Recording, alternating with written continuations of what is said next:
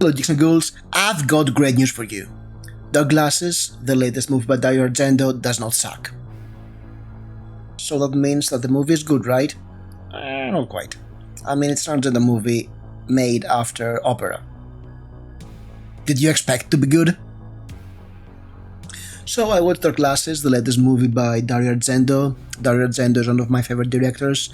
He's one of those great masters of horror. He has done those movies like Deep Red or Suspiria or Tenebre or even Phenomena was also fun. And yeah, he had a long, illustrious career in the 70s and the 80s. He was very important in the slasher genre, even though he was not exactly a slasher director. He was doing gialli and supernatural horror movies like Suspiria. But yeah, he was a great inspiration for John Carpenter and his Halloween movie that gave birth to the slasher genre. So yeah, he is a very esteemed director. And then the 90s happened, and his movies since then, his movies for the last 30 years are from subpar to garbage.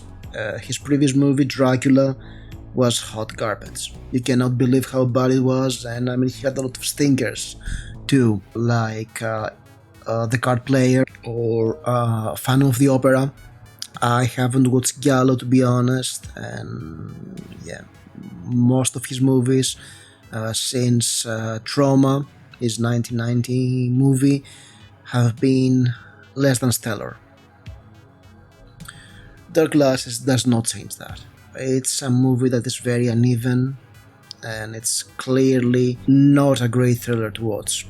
It has these flashes of brilliance, I guess, that you can see in later days of the movies, but not quite.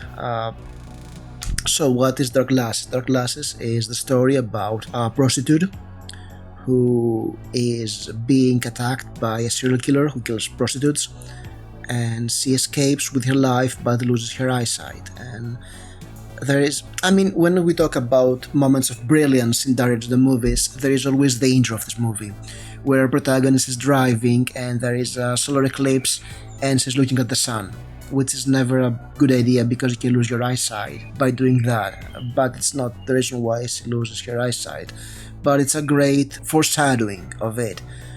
And then she goes on a date with a couple of hard clients.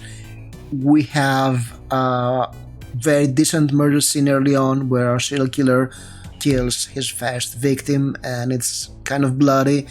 It's not as stylish as what you'd expect from Vintage Argento, but there is something into it, there is some shock value, it's a good kill, which is always great in a slasher movie. We're not watching the slasher movies for the movies, we watch them for the kills, and the first kill was kind of there. Then he stalks after a protagonist who is involved in a traffic accident, and she goes blind. She kills a family, but their son survives. So as she's trying to cope with her blindness, there are certain scenes she comes in. There is this instructor who is actually Dario Argento's daughter. It's probably the first Dario Argento movie that features Asia Argento and she remains clothed for the entire movie, which is a first. The protagonist gets a helper dog too. She tries to cope with her blindness and she visits the boy that survived the accident in an orphanage, and he escapes the orphanage and comes to live with her, and there is a bond between them, but she is stalked by the killer. That's pretty much it. This movie does not work, right? I can see what Dario Argento is trying to do, but he's trying to do stuff he's not good at. The performances were never great in Argento movies, let's be honest about this. I can remember only one great performance in a Dario Argento movie, and that was the dog in Suspiria. The acting is not great in this movie, and it's a shame because a lot of what the movie tries to convey is determined by the acting. And the protagonist is very wooden. The little boy she's friends with, he also has a stilted performance. Dario Argento is so in this movie, and the other characters are barely there.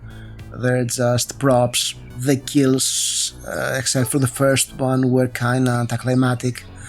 It was more like action kills, automobiles, and firearms for kills, which is never great in a Dario Argento movie or in any slasher movie, to be honest. It was not that great. And you know what, in Dario Argento movies, what does work is when they feel like fever dreams. I mean, in his early movies, he took a lot from Mario Bava, and he kind of he did his own twist on the giallo genre. Giallos are the Italian, very violent crime thrillers. There was a killer and a body count, and his Animal trilogy was interesting. It was very stylish, had its own unique ideas, I guess. Deep Red was definitely a great movie, but also it was very stylish, gothic, baroque, with all those colors and very brutal kills that this movie lacks. There is no style in this movie, even though I have to say that the cinematography and the soundtrack are great. This movie had a great soundtrack. It was horror synth. I did love it. I would definitely listen to it if it. I haven't checked if it's available, but I should definitely check if this soundtrack is available because it was great. The soundtrack was spot on. It was not Goblin. It was much more Carpenter-esque, I guess. But it fits this movie because the movie feels very Carpenter-esque. It feels like Dario Argento wants to do a slasher slash more serious movie, I guess, a psychological thriller. It was kind of the 90s, you know, all those Silence of the Lambs knockoffs where a police officer is trying to befriend a prospective victim of a serial killer or something. It had this spirit in it. I mean, movies like I can think of Jennifer 8 because there's this blindness aspect to it, but yeah, the acting is not there and the script is not there. There is a scene where our protagonist is trying to escape and stumbles into some mishap. I won't go into details, and it feels like a very Dario Argento moment because it goes into the dream logic of his movies, but the rest of the movie does not feel this way, so it comes very left field and it doesn't feel right, and the acting doesn't help. When you had these very mesmerized performances and the Goblin music, the Goblin score was psychedelic, the point of view kills with the camera going around, and that felt much better. And the Technicolor color grading, this could work in this movie, to be honest. If this movie went there, it could work. And let's be fair, every time Dario Argento tried to do a more serious, more American type of thriller, it didn't work. A Trauma was like that, it failed.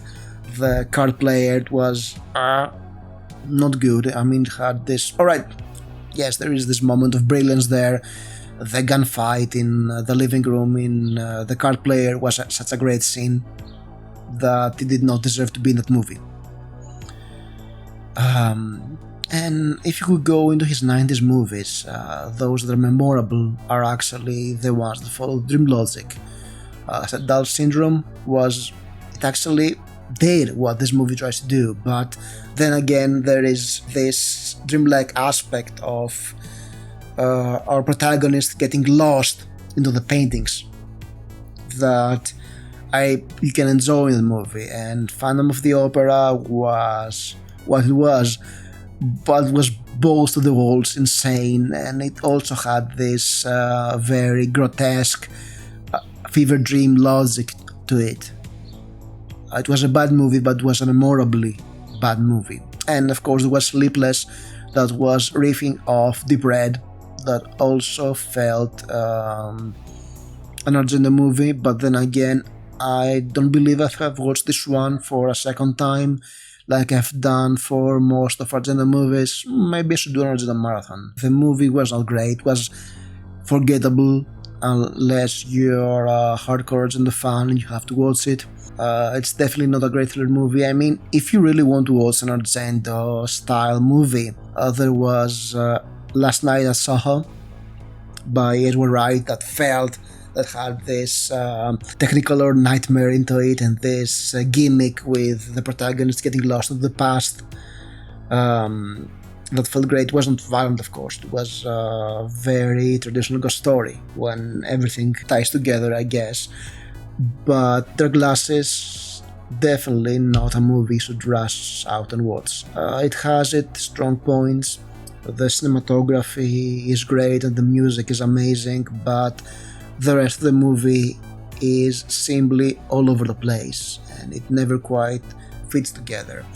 I can clearly see what it was trying to do, and that's a step up from Dracula, but then again it never quite sticks to the landing, and I think it tries to stick way too many themes into it and they don't mesh together. Maybe it's Dario Argento making low budget movies these days and he doesn't have the time to do what he really wants to do. Yeah, I mean, The Third Mother suffered from this effect too. He had a quarter of his intended budget and it shows. But yes, it had its memorable scenes and of course had gore. So I'd love to hear your opinions. Thank you for watching and stay spooky.